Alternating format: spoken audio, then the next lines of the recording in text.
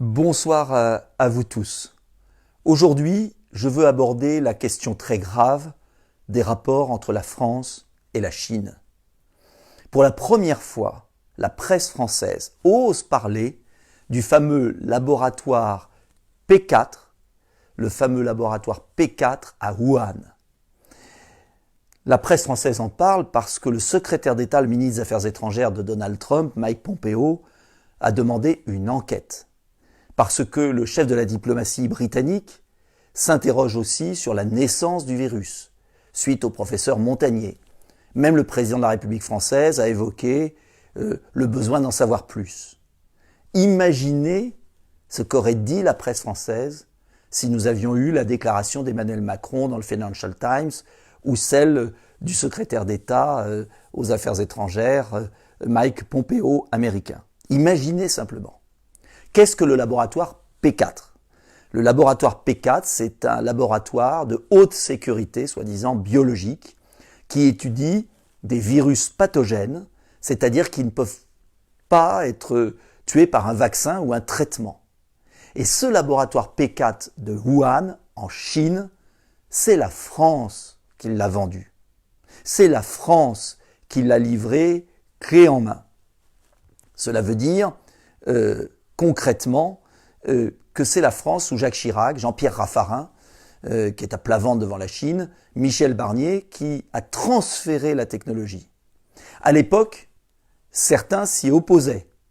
Je pense notamment au secrétariat général de la Défense nationale, à certains scientifiques français, qui estimaient que la France allait livrer à la Chine, je pèse mes mots, une bombe atomique bactériologique.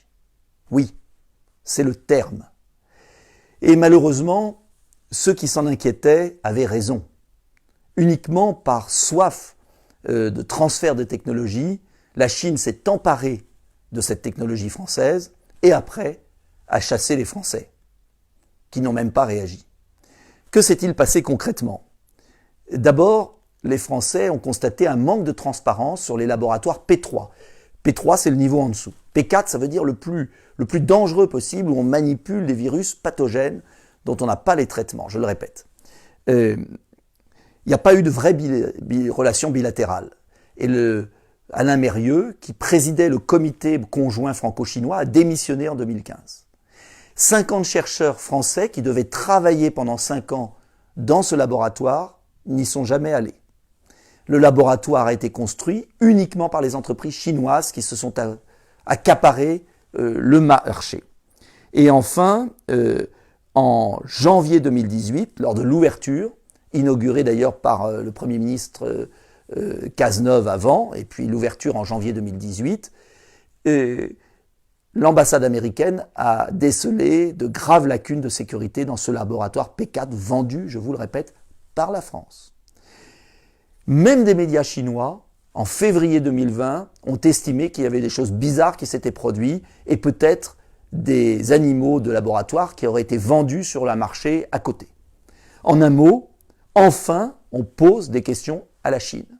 Mais ce que vous devez savoir, c'est que l'OMS, Organisation mondiale de la santé, n'a toujours pas été autorisée à mettre le pied en Chine pour vérifier ce qui s'est passé. L'omerta totale des autorités chinoises est extrêmement suspecte. Alors je ne sais pas ce qui s'est passé. Personne ne le sait. Mais si les Américains, le président américain d'ailleurs, Donald Trump, parle depuis longtemps de virus chinois, c'est qu'il y a des informations. Et j'aimerais que la France se relève, que la France soit debout, que la France ne soit pas dépendante. Vous savez que Lénine disait que les capitalistes sont prêts à vendre la corde qui va les pendre. Eh bien, la France a vendu la corde avec laquelle nous sommes pendus aujourd'hui peut-être. Et en tout cas, on ne peut pas accepter cet état de dépendance permanente. Le général de Gaulle voulait une France libre, indépendante. Il ne s'agit pas d'épouser le camp américain au détriment du camp chinois. Le 21e siècle sera la grande confrontation entre deux immenses puissances, les États-Unis et la Chine. La France doit garder son indépendance absolue et des coopérations européennes intelligentes doivent avoir lieu pour affronter ces deux superpuissances. Mais pas par Bruxelles, pas par l'Union européenne, uniquement par des coopérations d'intérêt France, Allemagne, Angleterre, Italie. C'est la seule solution pour peser. En attendant, cela veut dire que nous devons retrouver notre liberté. Nous devons arrêter de vendre notre âme à la Chine. Nous devons demander une enquête indépendante de l'Organisation mondiale de la santé avec des experts français, américains, anglais, allemands, pour aller voir ce qui s'est vraiment produit.